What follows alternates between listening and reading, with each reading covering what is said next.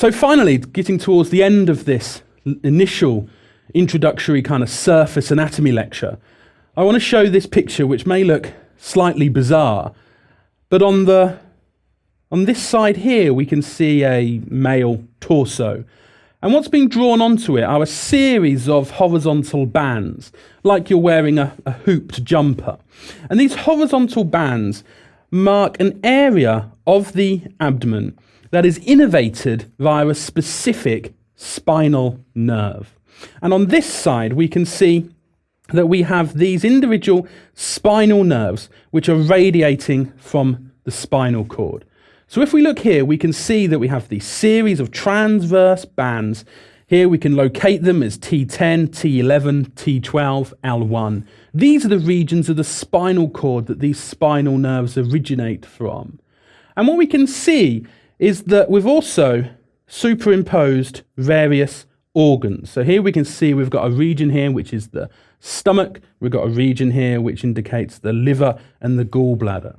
This is important because this is where these organs, if they become inflamed or if they become damaged, radiate their pain to these specific nerves. And because the body is not used to feeling pain from the stomach or from the intestines because they're busy functioning, the body assumes it's coming from that area of the skin, which it's used to feeling. You're used to touching your abdomen, so the brain is used to receiving sensation.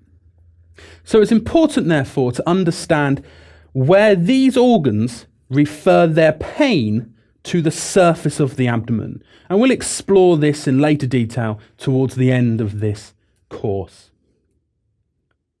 So in conclusion, in this initial introductory surface anatomy lecture, we've looked at numerous surface landmarks like the umbilicus, the xiphisternum, pubic symphysis, and that important bone, the anterior superior iliac spine.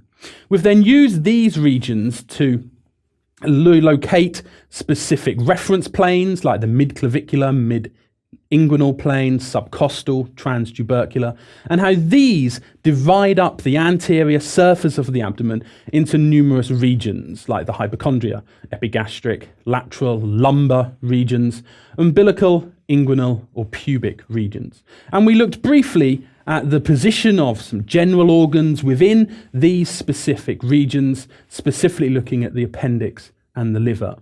And then towards the end, we looked again briefly, but we'll come back to this throughout the course, the sensory distribution from the skin and also from the organs that lie deep to it.